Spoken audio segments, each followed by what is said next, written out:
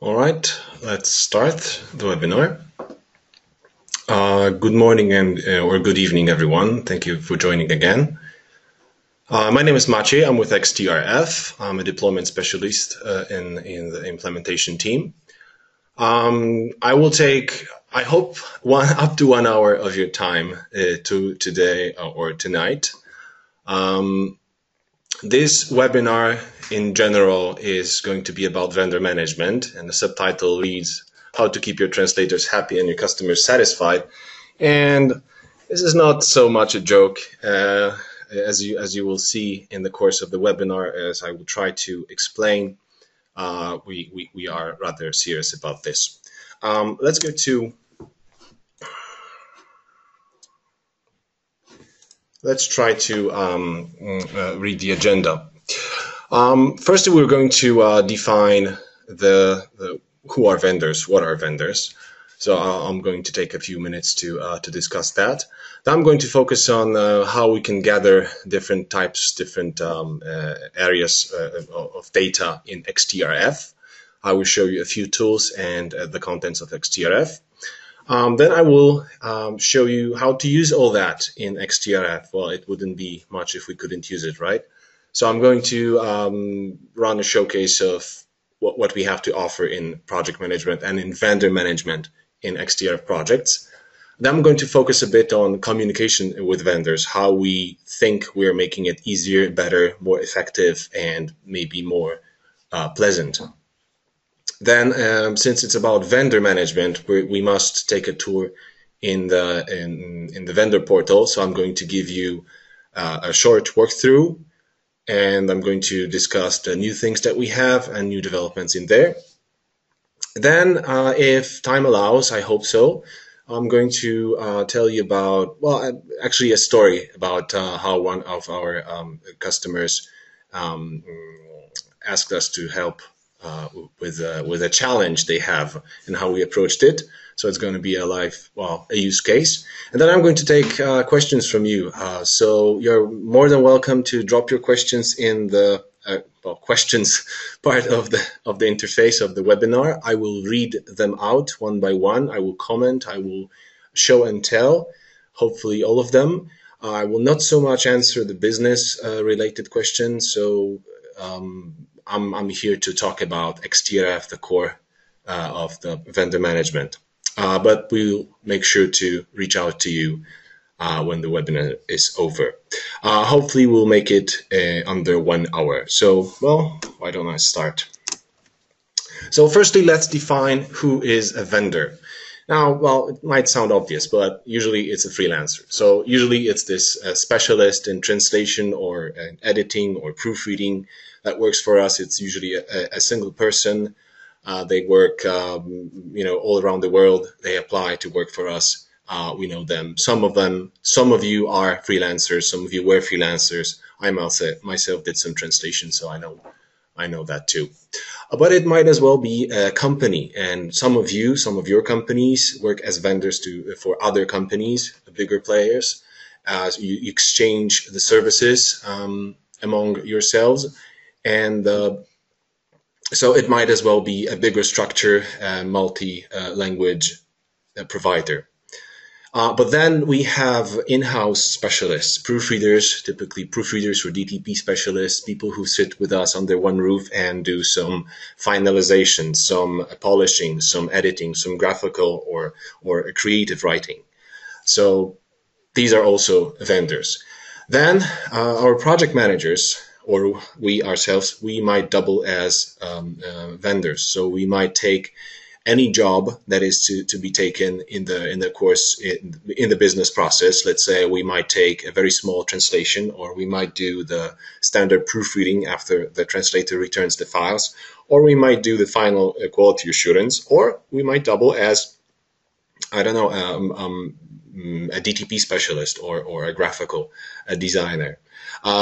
Typically, project managers do stuff like file preparation or file management or renaming or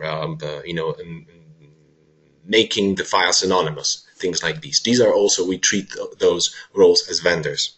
And finally, the fifth point is, I wouldn't say it's a bit experimental, but we're trying to make it work, and I think we're doing it good. Other resources, like non-human, if I may say so, non-human resources like rooms, like equipment, like location. So items that we could assign to jobs to for the roles of for the occasion of interpreting or trainings. So these also might be treated as vendors in XTRF. Hopefully, I'll show that clearly in one of the next slides. So we see how the whole spread, a wide variety of different vendor types, roles, different organizations. Let's move on a bit. So what of that can be stored in XTRF? Well, in general, everything can be stored. Firstly, there's this obvious item like personal and company information. So there's the names, the addresses, the numbers, the public IDs, and so on and so on. And then we have the core. I think it's the core. It's the single most important tab in the entire XTRF when it comes to automation and in making your work smoother. Competencies and rates. I will show that in a few minutes, so hold on. Competencies means what the vendors can do. So without that, we would be just browsing a list of names, and we would have to rely on our memory. So we do store that, and I'll show you that, as well as the rates, so the prices. So we don't want to guess the prices. We want to make as much as possible in automatic, and we want to make the rates pop up when they need to pop up and work for us. Then we have the invoicing information, which is not so obvious. It is the various types of information when it comes to payment or invoicing preferences, like when something should be invoiced, how something should be invoiced, how they get paid, when they get paid, and things like these. Then we have evaluation. I know many of our clients, or our potential clients, or when they become our clients, it's a relief, because we do store evaluation, and we can help you with keeping those scores handy and useful. So not only it can be stored, but it can be reused later on. So how someone is doing, the feedback that we receive on people or on companies, on performance of our vendors can be stored. Then we have, and this is, sounds obvious, but it's not obvious for a translation management system, but the historical information on everything that vendors do. So all previous jobs, all previous assignments, all historical invoices, all scores, all the files, and so on and so on.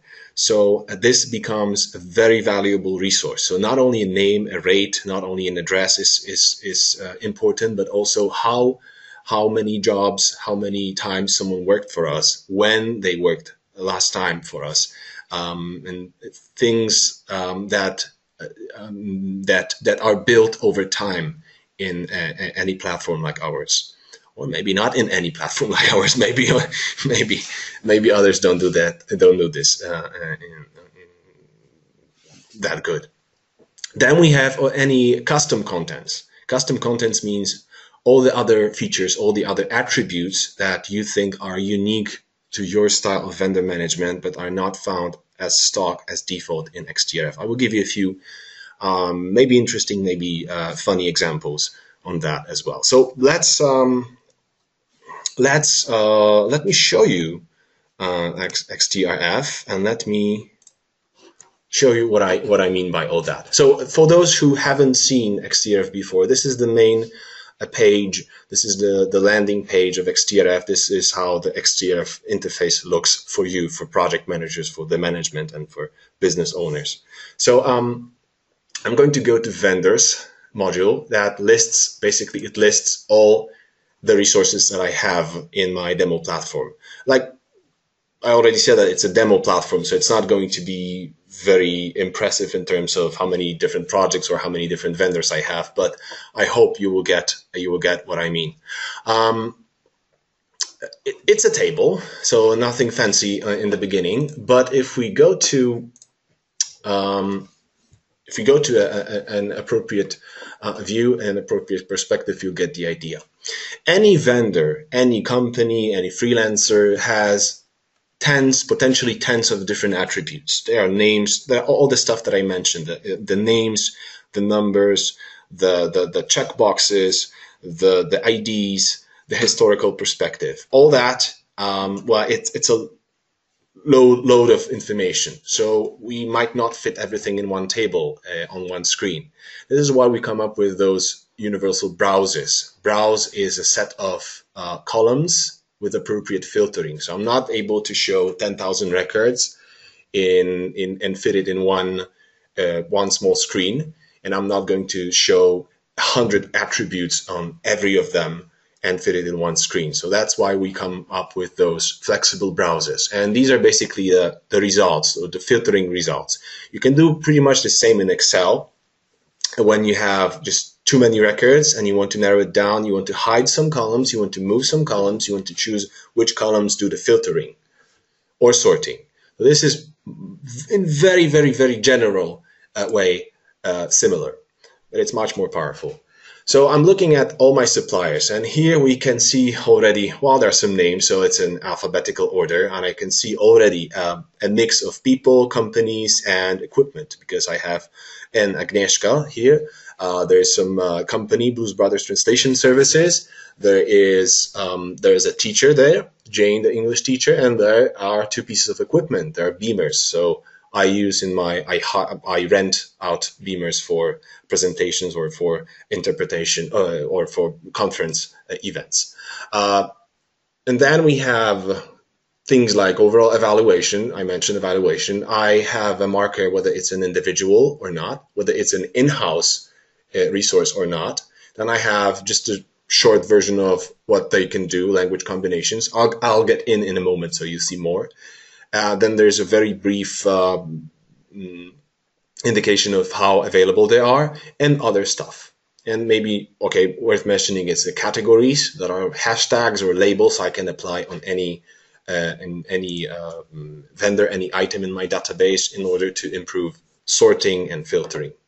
So I can show all active suppliers. Now I will switch to in-house suppliers only. So it's the same database, but with different filtering. So I'm showing only 10 records now.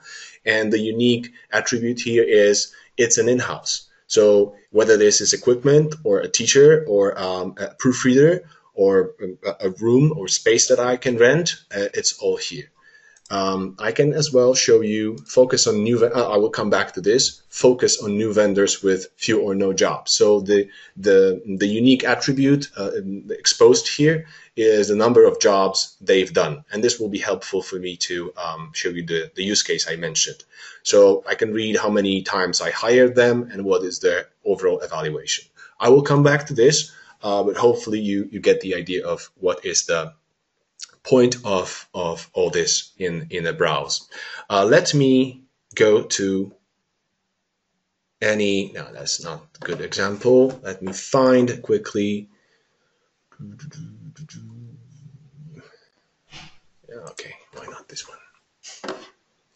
This is a single vendor's account, and I mentioned you can fit everything you want here. So you'll start looking at the checkboxes and the fields and the drop downs and the number fields.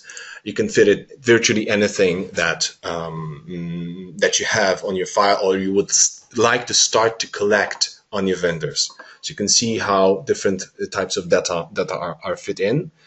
You can see, well, I won't explain all of those tabs, but you can read, well, information about social media, addressing, invoicing information, IT tools used by people, files and qualifications. Also, this is a new vendor. I don't have any files on him. I don't have his resume, but hopefully you can get the idea.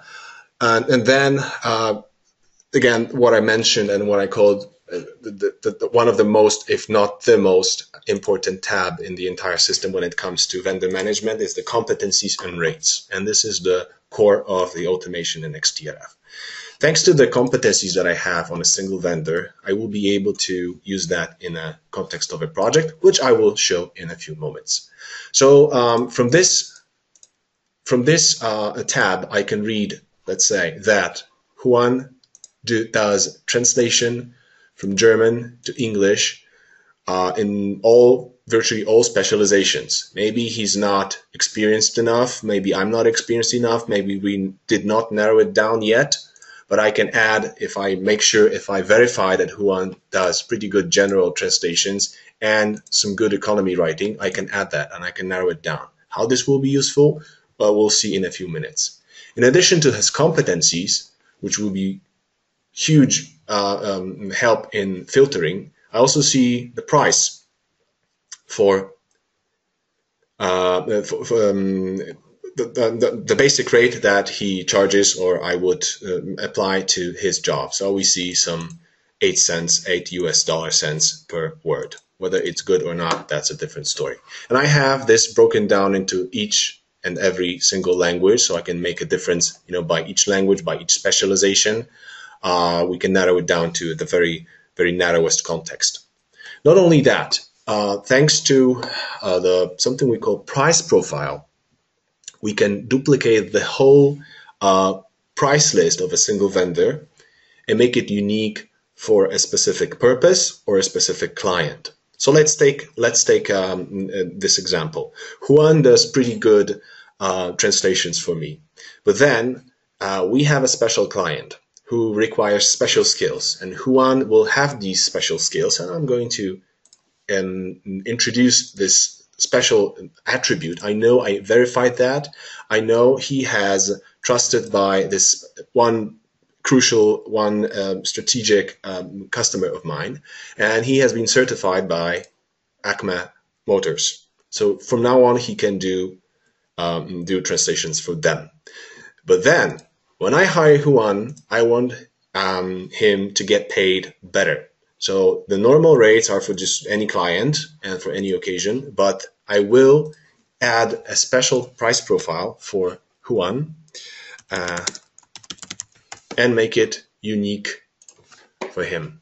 So I will have 2 price profiles. Normally I would hire him for all customers. When he gets a job for Acme Motors, he gets paid special rates.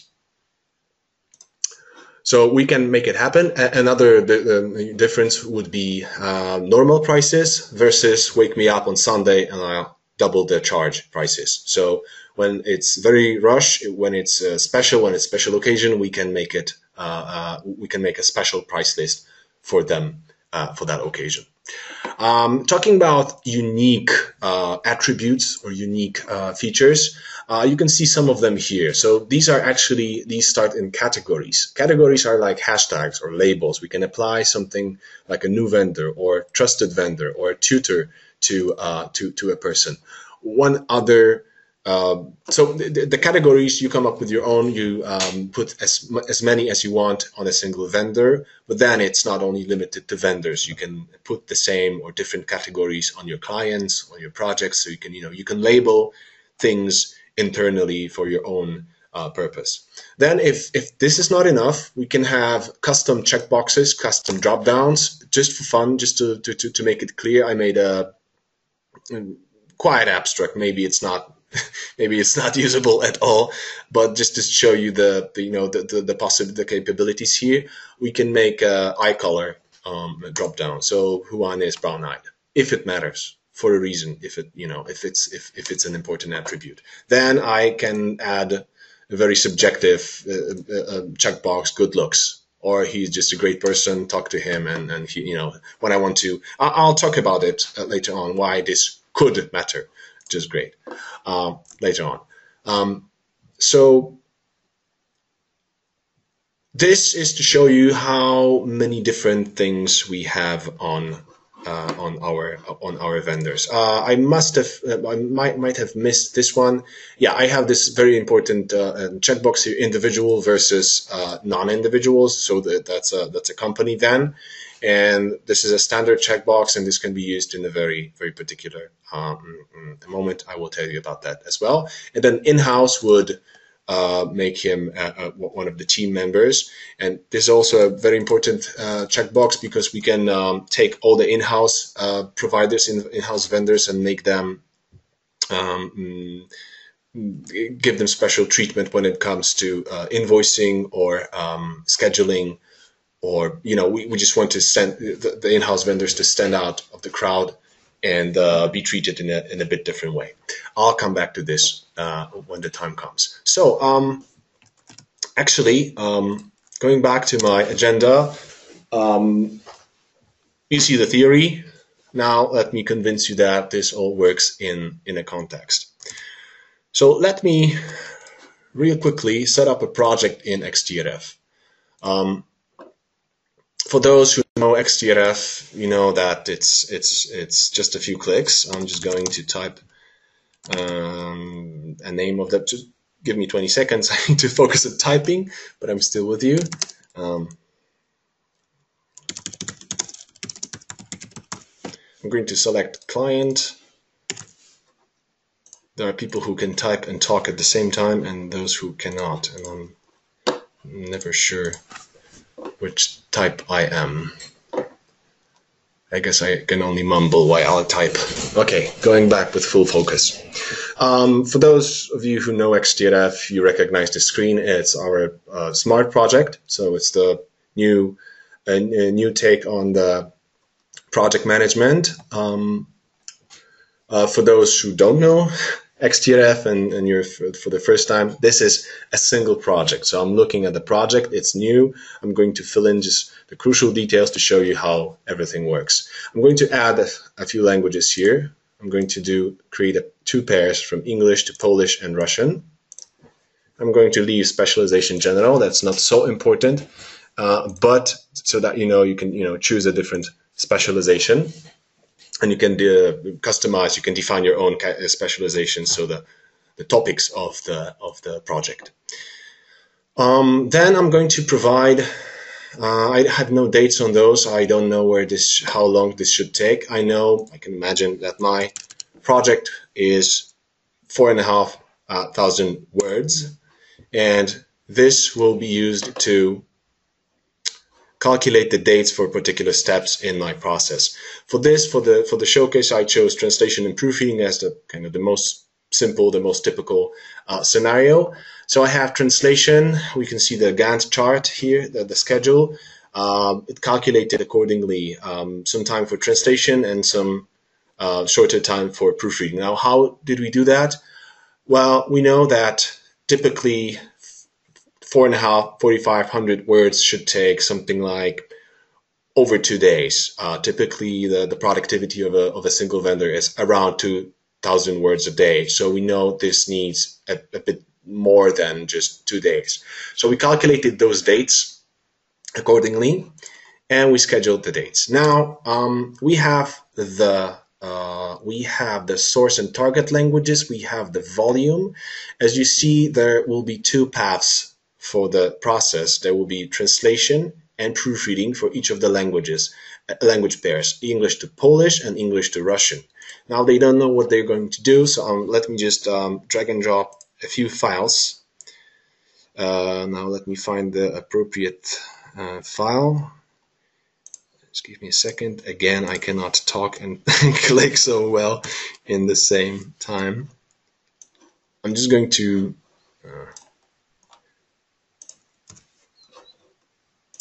almost there. Yeah, I'm dragging and dropping. Adding a file to the project so they know what it will look like. So to sum up quickly, I have the process, I have the languages, I have the volume, I have some schedule. Now let's assign vendors. Now let's make it happen. Each of the steps, that is translation and proofreading, they're divided into two jobs. So I need 2 translators, 2 proofreaders. So let's see how we can add vendors to our project. First of all, let's take the simplest path without any automations, well, there's some automation, but let's take the most manual of the ways. When selecting the vendor for a single job, XTRF will help you to filter the entire database by the context of the job. So when I open select vendor, I will not see the entire database of vendors, but I will look at vendors that are filtered by the job type, the source and the target language, and the specialization. So even though I have 44 in my database, I'm only showing 18 because it's who can do the job. So the simplest way of assigning a vendor, still semi-automated, because I see this filtering, would be just to point, what I call pointing a finger and letting someone do the job. So I'm going to pick my favorite vendor. This is important, my favorite vendor, and I'm going to assign it to them. No questions asked. I know that they're going to do this. But then the next step in making the projects automatic and then in making it work or take benefit from the database that you have with all the competencies, rates, skills, and so on, is to automate the process of selecting a vendor. So instead of selecting a vendor, instead of pointing a finger, like I said, we're going to send job offers. And sending job offer means writing an email to someone and asking, hey, are you available? Here's this job we are having. Maybe you could do this. So even here, we can select the vendors manually. So I have several vendors in mind, and I want to ask them. So I will browse it again, and I will ask, well, maybe Juan and maybe Sarah will take it. And I will send the request to them. But I don't want to do this. I don't want to, again, point a finger and wait. I want to make this selection more automatic. So thanks to all the information that I have on my vendors, the competencies, the rates, their availability, the attributes, the experience, I will make the automation work for me. So I will say, hey, XTRF, find me vendors for this and send the requests. I will focus on the request itself in a second, but just to explain what I did, I let XTRF choose as many vendors as I can and send several cascades of requests to them in order to find anyone for the job. Now, I will comment on this, how effective this is and how, that the list is big, but just let me finish here. So we found several cascades of people. Every 15 minutes, there will be an email going out to these folks. If I don't like a name, I can exclude them from a cascade, and they will never get the request. It's not that I have to send it to five people every 15 minutes. I can narrow it down. I will focus on this when I tell you about the use case we had. I can have one vendor notified every 10 minutes or 5 minutes or 1 minute or 20 seconds so that only few people get to know about this job. I will send it, I don't care right now, but I will just send it to everyone. You can customize the email a bit, and I will talk about communication in a few moments. Yeah, I know I'm keep telling you that I will mention everything, but hopefully I will make it. So the email is automated, and the email is based on the template, so you don't need to worry about the contents. And as you see in a moment, you'll see the description in the dedicated space. So I'm just sending it out. I can see that the clock is ticking here. It's not really ticking, but it's pretending to be ticking. Anyway, I know that 5 job offers have been sent, and I have nothing to worry about because someone will definitely respond to that. So let me show you the other side of this. I got an email, which I'm going to show, and it says just that. Hello. We have a new project that suits your skills. Go follow the link to see what it's about. So I'm going to do that. I'm going to go to the new space. This is the vendor portal. I will talk about it in details in a few minutes. Just to give you an idea, this is where the provider gets a job, decides to do the job or not. Here there are no instructions, okay, but here is the source file that I uploaded. They can download and estimate it.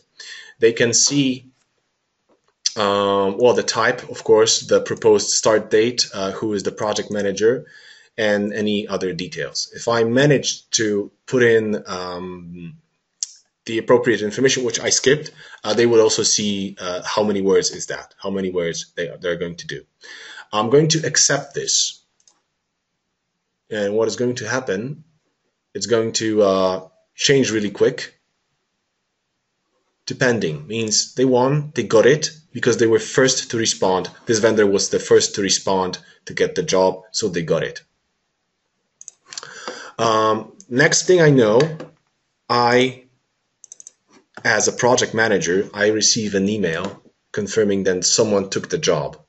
Now I can come back to my project and take a look at it. Maybe it's ready to launch, and it is actually ready to launch because I found partners for both jobs, and I can start two translations. We can do the same then with the proofreaders. So we can select someone by just, again, what I call pointing a finger. So just direct selection, or we can send manual or automated job requests. Notice that I haven't written a single email, and I keep receiving emails for both sides. So we'll talk about that in the communication part. So sorry, I just focus on the incoming email. And yeah, the next thing that happened when I launched the jobs, so I said, well, okay, they're good to go. There are files, there's a schedule, there are people who agreed to do this. I can start the job, and the vendor that got the job can now start, and they got another email. Please use Job Manager to download the source files and upload your completed work. So we're going back as the vendor. The vendor goes back to the vendor portal, and now it's something more. A single job, so a single piece of translation, is going to look something like this. You might notice that I did not log in. Other parts of the system are grayed out. That means I cannot access them without logging in. But still, I can see the file. I can see space to drop in the files. I can see some communication module. I can see all the valuable information. And so I can start working. So let me just download the file. And let's forget about this or let's hold it for a second. Let us find a proofreader. It's not this one. Okay, good. Let us find some proofreaders. For now, I would just pick up anyone. But remember I told you about assigning it to yourself. Or remember I told you about, project manager doubling as a vendor, as a project, as a proofreader. Again, remember how I told you about project manager doubling as a proofreader. You could include yourself on the list. You can look among, maybe I'll be lucky. Yeah, I have. Ken is one of the in-house proofreaders, but Ken might be myself as well. So I might include myself on the list and write down the skills and assign myself to the project. But also, the steps can be pre-configured. We know this phase, where the step can be pre-configured to automatically, and this is a part of the design of the project, so automatically pick a specific vendor. So I don't even have to choose a name. The name is going to be there whenever I choose this process to go. I'm going to find myself another proofreader. Yeah, this guy is a good proofreader. I know that. And now let's go back to the vendor portal. When the translator just finished translating, and they're uploading the files, and they're doing two things now. They're writing a note to the project manager. Hey, thanks. This was easy. So that's 4,500 words. So that after 2 days, they're writing this was easy. Plus, they are writing a note to the proofreader. Hello. And they don't know the proofreader. Hello. Watch out for the proper names and historical figures in the text. Let's pretend there were historical figures mentioned and some complicated, complex names from history, and it's important to be careful about those. So I'm sending these notes, and I am finishing the job. And this job has been completed. sorry, I haven't done, okay, this is my fault. When returning file, I am obliged to say, so you got me there. I'm obliged to say what I am returning. This is, by the way, a part of configuration I will mention. The vendor portal, well, you can tweak what categories or file categories can be uploaded back by the vendor. So maybe these are too many. Maybe I just need translated document as the only category available for the translator. So I'm correcting myself. I'm finishing the job. Now it's properly completed. But then I have got 2 emails. Remember how I put 2 notes here. So I, as the project manager, received a note. So I'm receiving a heads up from the system, an automated message. Hey, there's a new note by the translator. Please go and read it.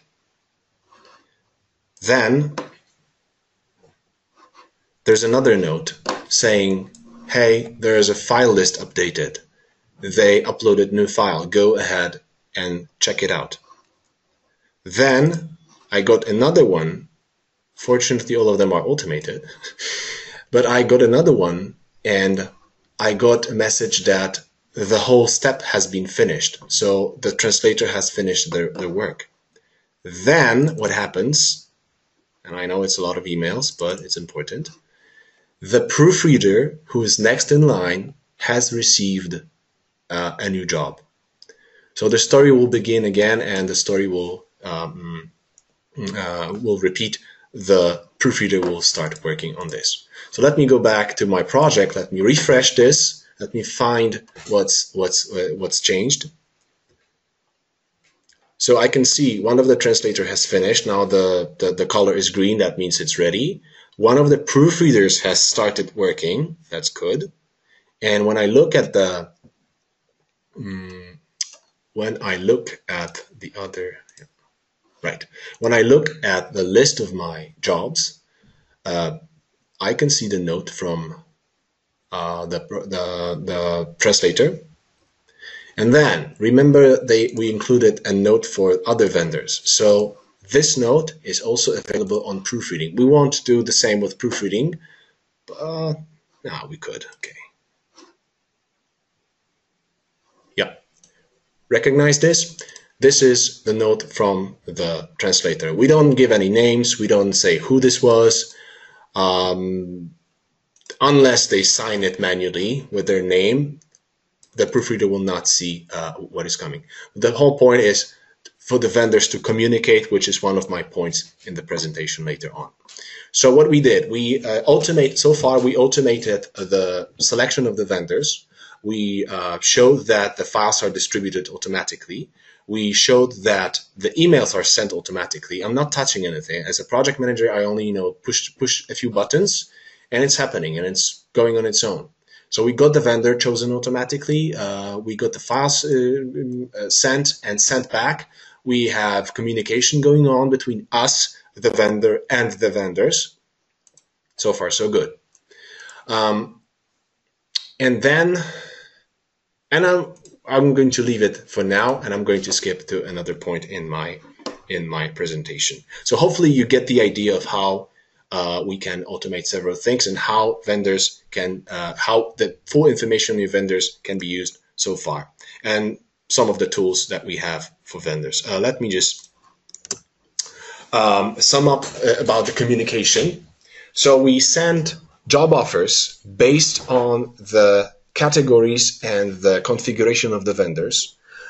We gave them the tools to start the job, to update the job, and later on we will also see the emails going out about the PO and invoices, but that's a different story in the vendor portal. Then we saw the instructions updated by vendors, and we saw the notes going on between the vendors.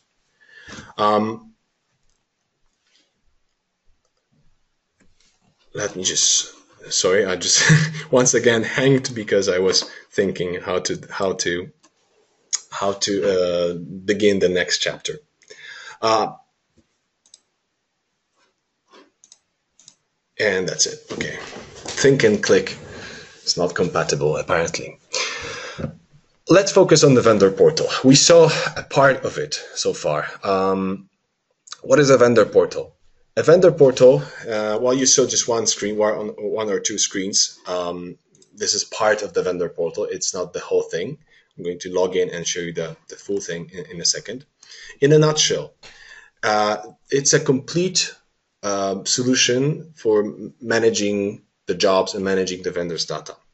Everything from registration, that I will just quickly show in a second, through job offers that we saw, job pickup and delivery that we saw as well, invoicing, I will demo it in a second, and also holidays and own data management that I will briefly walk through in a second.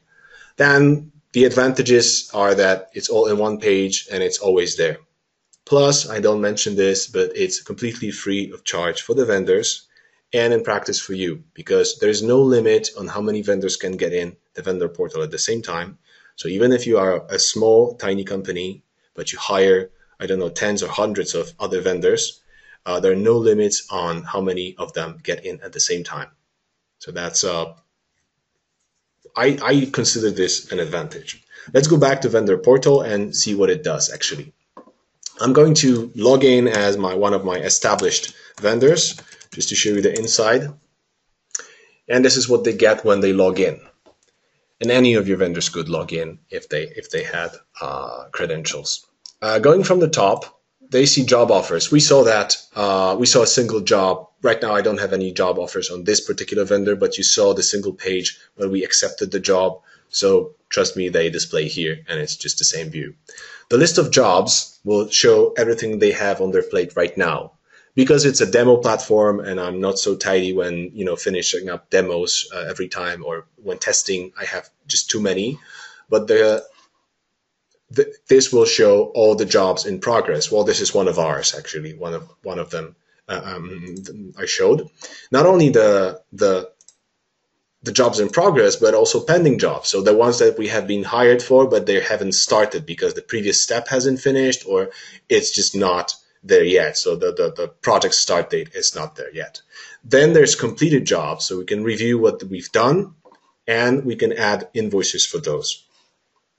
Then we have the proper invoicing module where I can sweep everything I have from a month, from a cycle, from a week, or if it's allowed, I can do it right away and I can invoice you, that is the company that hired me as a vendor. So there is a simplified form to drop in invoices. I can pick any jobs that make sense and I would like to get paid for. No mistakes possible. You cannot change the value. You cannot double invoice anything. You put in the basic details of the invoice. You choose your predefined payment method. Again, you cannot modify any totals, and you upload your own invoice file. Then what the other part receive is the complete vendor invoice that they can review, accept, and pay. But we're not here to discuss that. Just that you know it's possible for vendors to invoice here.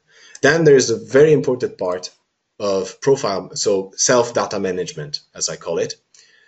Here you can see what are your rates, what you're going to get paid. Here are all your skills as a vendor. And here's a possibility of editing them. Now, yeah, I know this is slippery. That's why we decided to include 2 levels of security. The first one is, well, basically no security, and I can introduce new rates, new skills, new areas of expertise, and it's going to be to update the main file on XTRF. The second, more preferable level is ask first. So request changes. So it's not actually going to, and we even have this disclaimer, every change you make on this tab must be approved. This means it's only going to propose changes. And what it does, well, actually, I'm just going to do something, just any minor change, and I'm going to send a change request. And until this one is approved, it's not going to allow me to make any other changes. So it's not that I will propose changes every 2 minutes and I'm going to bombard the vendor manager with requests. As a response to what I did, the vendor manager, that is the dedicated person within the company, receives an email like that. Someone wants to change their data, please review the changes. So myself as a vendor manager, I can review what changes have been proposed and I can accept or reject those. If I don't want my vendors to bother me with changes, I just don't do anything here and they cannot propose any new changes. Well, this differs. I know we've seen the whole spectrum of, approaches towards vendor management. Some companies, allow all changes and they're flexible. Some companies are very strict and they never allow any changes or any propositions. Just the contract is fixed and that's it. So I'm not telling you how to do your business, but I give you some tools to do it your way. Finally, what is important in Vendor Portal is the holidays, so that we can respect when they are off and not send them availability requests, job offers, and not bother them with rush requests. So here they can, in an easy way, your vendors will be able to define when they are gone because they're sick, on leave, on vacation, or they're traveling for money or anything else, holiday days. This will immediately be visible in the main portal as days unavailable. I might have showed you that briefly. I'm going back to XTRF to show you what it looks more or less. All providers, let's see. Yeah, so we have availability displayed, not on this view, sorry. Just give me a sec.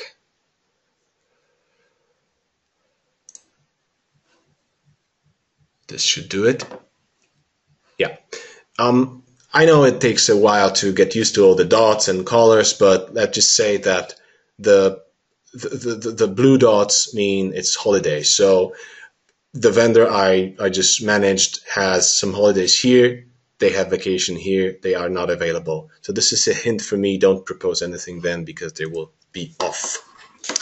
And that's about it in the vendor portal. I mean, this can take hours to walk through in detail. So I'm just going to leave this amount of information. We have good documentation on this. We can at any time provide you more insight, more information on this tool. Haven't shown you, just mentioned this. There's a register button where you can hire new vendors. And I'm going to focus on this in a second. This is a simple walkthrough for the providers, for potential translators or other specialists to register to become your team members. So the freelancers, but then they don't mix with others. So whenever someone fills out this form, just introduce themselves, introduce their skills. Again, we don't have much time left. There will be an email going out to the vendor manager with asking to review the candidacy, and then you will be able to review such profile in the vendor section of XTRF. So the good thing is that you don't have to rewrite anything, you don't have to import any information back in the vendor portal. There will be in their special status, not confirmed, and they'll be standing out. So see, we have plenty of folks that applied, but we don't know if they're good or not. And we're going to, no, this is not the, exclude active. Yeah, we have one guy waiting for approval. We don't know if he's good or not yet. So this is the vendor portal. Now, I wanted to give you, I know we're running short. So my proposition is actually to skip the next step. I was going to give you an interesting case that we followed lately, but I know I promised this will be under 1 hour, so let me propose this. I will extend the webinar by some 10 to 15 minutes to cover this case, but for folks who want to leave sharply in 5 minutes, I would like to read out the questions first to answer the most important issues or unknowns, and then I will come back and I will show you. So maybe you'll stick around to see how we managed an interesting case, a challenge from our one of our clients. So let me just look at the questions, or maybe we have no questions. Let me look at the questions.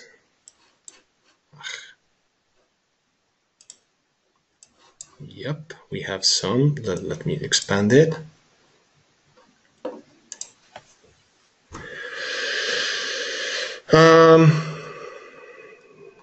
Not so many questions yet. Oh yeah, okay. Would it be possible to get a copy of the recorded webinar? Lisette, yes, it would. I'm recording this. This will be uploaded. Not sure yet if it's going to be public on YouTube, but we'll make sure that you get it. Okay? So yes, this will be including the follow-up part about the case I'm going to talk about in a second. I see no other questions. I'll keep looking at it, but since you're not asking so many, I'll just go ahead and show you what we had recently. So you might say that whatever is shown, yeah, this is just a showcase, and you can make, it's not so many, or you might think that it's just, all the best there is.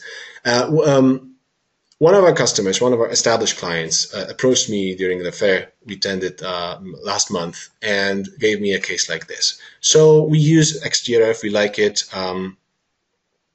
and we have plenty of new applicants. We are a prestigious LSP, we're a prestigious company. A lot of people want to work for us, and we get a lot of new applicants. We do the evaluation and they get to work for us. But then we have a problem because our project managers are too busy to find those new names, to dig in the database and to pick those names. They don't trust them, maybe they're too busy to look for the new names. They just pick the first name they find and they know is going to do the job. Right. So we have a problem. We have too many competent people and we don't want to lose them because we know they're valuable. So the challenge is to make the project managers start using new vendors. And I actually showed you some of this before. When I was assigning a vendor to my project, I actually picked the first name that went to my mind. I picked my trusted Blues Brothers Translation Services because I know them well and I know they will do the job. But maybe there are more other valuable vendors. So, and this will, by the way, I'm seeing a question from one of our participants. This will actually answer your question about, how to make unique information on your vendors. So I know as a project manager, I know there are new people coming in, but we never have time to take a closer look. So I must rely on something else. I must rely on the information from my vendor manager or whoever did the evaluation. And I must rely on this information to know who is valuable, who can work. So if we look at the vendors again, and we look at specific browse, we'll discover a nice touch. We will bring up the attribute of number of jobs. And we will sort them, so we will see that there are folks who haven't got any job yet, and there's no last job date. See, this is where they worked last, but still they have pretty good evaluation score. So how to put those people up or push them up the list? Well, firstly, I can apply a category on my new vendors. So each of those 4 people, Agnieszka, Juan, Becky, and Sarah, they have a category applied. I mentioned categories as hashtags or as labels. So I applied something like new vendor. Okay, so when going back, I can use this category to sort. So I will turn back this filter. I will show me people with category new vendor. Sorry, yeah. I'm looking at new vendors. So imagine you can take the same filter and use it within the context of a job. So when I go back to my project and look at the list of vendors available. Let me actually add a job here. This will be much quicker. All right, I have a new job. I have to assign someone to a new translation in new language. It needs a start date. Just give me a sec. I will schedule this job quickly. Note that you can schedule jobs by just sliding the bar. Yeah, it's done. No, it's not this one. Shoot, where was I?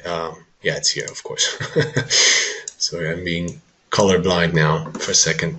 So this is my. So when selecting a vendor, I can use the same attribute categories. Show me new vendor, and let's pretend, let's assume that the new vendor is responsibly applied by my vendor manager to make those new folks, new valuable resources stand out of the crowd. Okay, I have some Juan. I don't know him, but he has a high score and he's not so expensive. I'm going to hire Juan. That's the first thing. So I hired Juan. But let's say I want to make this automatic. I don't have time to browse through the list. I want to take advantage of the automation proposed by XTRF, and I want to send a job offer that will take this into consideration. So I will come up with a special filtering rule that will promote new vendors. I will show you how this works. So I will pick one vendor that is labeled as new, and I will just send one email at a time. Because another challenge that we hear frequently is, well, not so frequently, but we've heard it several times. Okay, so we have a huge database of vendors. They are more or less comparable. They're all in good price and in good shape. We send 20 emails and 19 of them get rejected. So people get disappointed. People see they're rejected because there's always someone who will respond to an email first. Someone who is only hunting for new propositions. So remember that this is first one wins. So we don't want to bother 19 people with requests. We want to bother one at a time. If they don't respond, well, Sarah will get an email and they both get a chance to respond. When they don't respond, Agnieszka will get an email and she gets an offer, and so on and so on. So we're solving actually two problems here. Asking too many people at the same time and not promoting the new ones. So how can we take advantage of this? And so we say we suffer from not hiring the new translators and are going away because they're disappointed and they're angry. We offer you automation to make this kind of promoting of new faces easier. And then, thanks to other tools in XTRF, like powerful reporting or powerful the database search, we can see how many people labeled with new vendor label got their job in the last month. So I can come up. I'm not able to show you just because I just thought about it, but we can take let's say jobs from the last month. Yeah, and I see. Oh yeah, I forgot I prepared that. This is a list of jobs, not even projects, but the list of jobs given to people within the last month. Oh, it's actually, yeah, within November, given to people with category new vendor. So we can reward and we can see who is the project manager. So Maciej, or myself, I gave a job that is countable. Like I can see the worth of this job, how much I gave to new vendors. So this is just to give you an idea. And all the attributes that I mentioned so far, including, yeah, I promised to show you how to create a custom field, but all the attributes and all the elements that I mentioned so far can be used in this way. Yeah, sure, we won't make someone use a new vendor. It's not going to be punishable to not to use them, but we can encourage. Remember that we automated so much so far. We took off the project management so far. We took off the sending emails, writing emails, communicating, sending notes back and forth. I haven't written a single email. Then I had everyone assigned to jobs and the files sent out.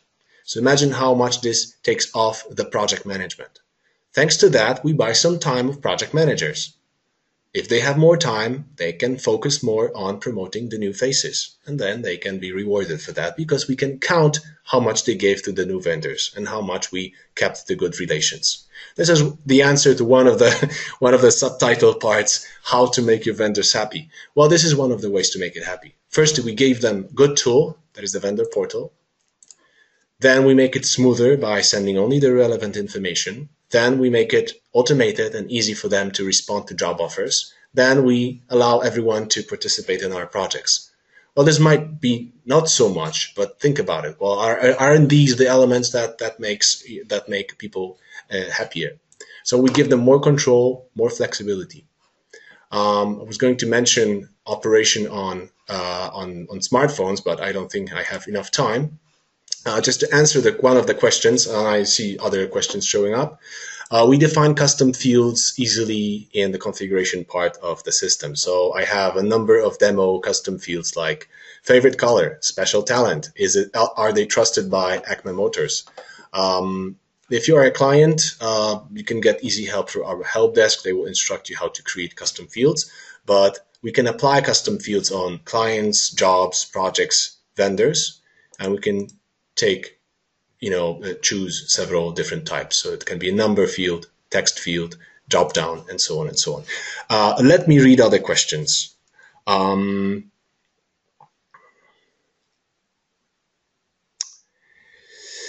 This score is, Gorka, a follow-up question about this.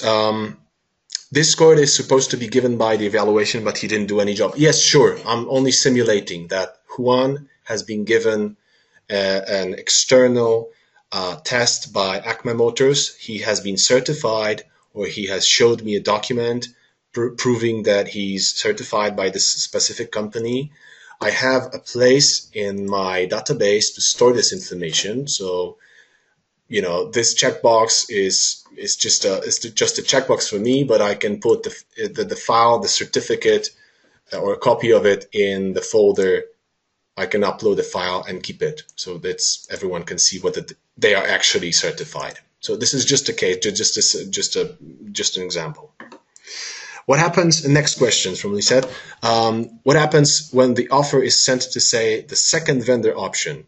Will the first vendor option get notified? Well, they don't get notified that someone else got the offer, obviously, but they both have a chance to respond. So I first send it to the best.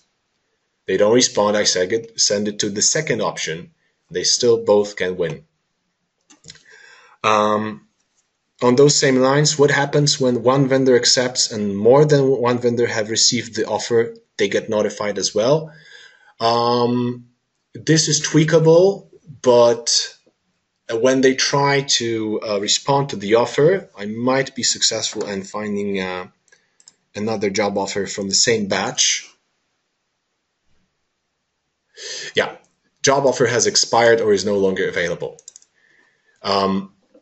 So we don't send another email. Also, I mean, this could be, well, we don't want to send negative emails. If you're not, well, but yeah, I'm not lost. I'm just trying to put it in the right words.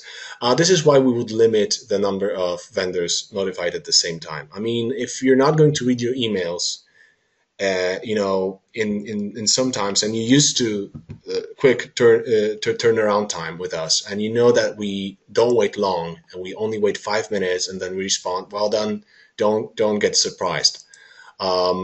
At some point, everyone will fail to get a job because someone else got it. Maybe you want to narrow it down so that you're sure that one of the two people get it.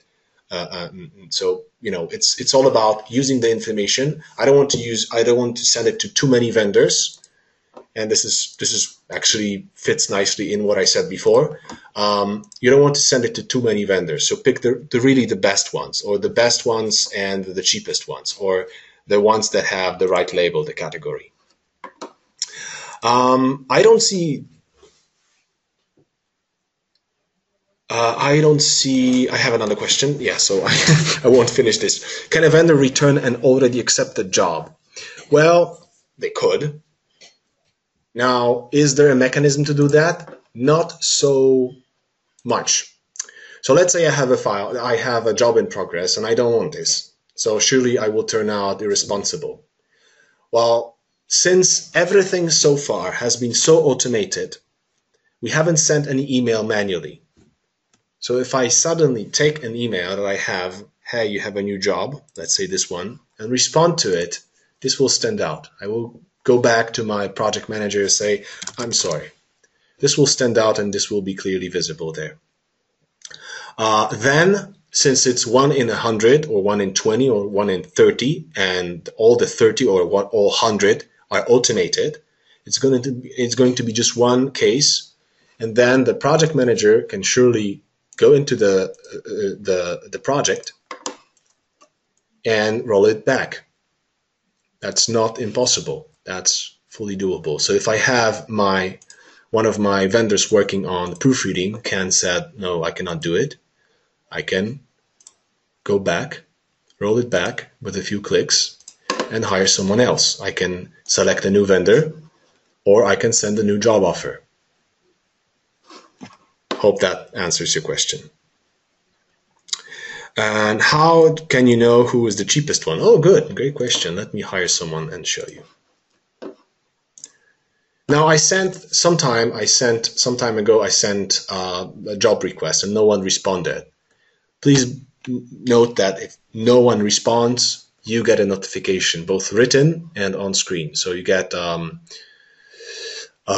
notification here in the alert section, and you as a project manager, you'll be alerted, hey, no one got the job. What shall we do now? So if you automate so much, we can handle the exceptions and the difficulties and the challenging cases manually with ease. I'm going to change the provider and show you how we can compare rates. So let's say we have 100 attributes to compare, and surely we can compare when selecting vendors. So here, well, we can narrow it down to calculation unit source word, and we can see who is the cheapest. So you can display the name and compare the names, if that makes any sense. You can compare evaluation. You can compare the number of completed jobs. You can compare the notes, because the notes might be valuable. Many of our clients keep valuable information in the notes field, so they can read and they can kind of manually oversee and overlook who should be the best, who should not be bothered by evening and stuff like that. But the rate is a standard field that we can display when selecting vendors. Right. Can the vendor enter their own info to register and upload their own CV and paperwork? Yes. I skipped that because we were too hasty, but in the vendor portal, where was I? Sorry, I just keep clicking back and forth, but just to prove, yes, it's a part of the registration process. So if they register anew, it's what they do. And it's also doable whenever they are registered or they get access to payments contact. I will fail to prove this because this is a company type, so this is not a freelancer. But if I relog on, if you give me a second, I will prove this on a different profile, and I will show you that it's actually possible. So this is a freelancer. It's a different profile. And I think I did exactly the same, so I failed to do that. I did not. Yeah, I would have to relog on again. Yes, there is space for that, and it's in our documentation and in different video. There is space for them to specify what they did before, what's their education, what's their experience, and upload their resume or other file. So yes. And I don't think, sorry, I'm just reading through the questions.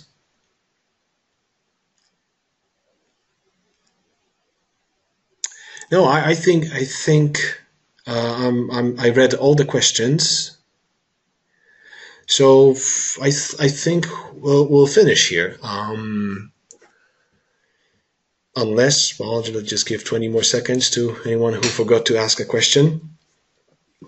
Anyway, hope this was informative. I hope I went through the entire presentation. Yep, I covered questions, definitely. Would there be any way to include any field to sign NDA agreements is the last question I can read.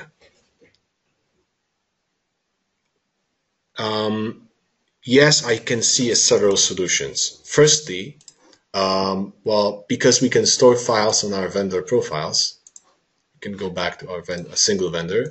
There is space for files. And we can, if it's a written NDA, we can upload it and keep it here. There's also a field, acceptance of terms. Did they? Yes, they did. Accepted today. Then every time they register to the vendor portal, they have to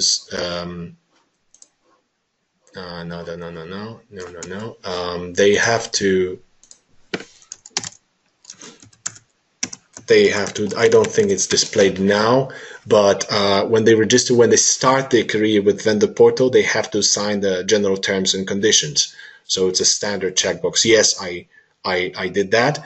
And there's a way for you as the vendor portal manager to require that. So there is a way for you to, I'm just trying to click through the vendor portal settings. No, that's not it. Sorry, portals settings.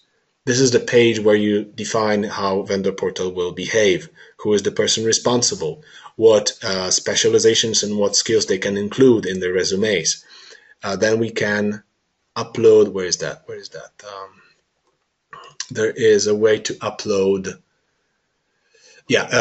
corporation terms and conditions. It's a simple file, but hey, it's how it's done all across on the internet. So there are ways to do that. Do we have an office in Chicago, or is it just an address? We'll be happy to travel abroad. We don't have, it's an address where our main office is in Krakow.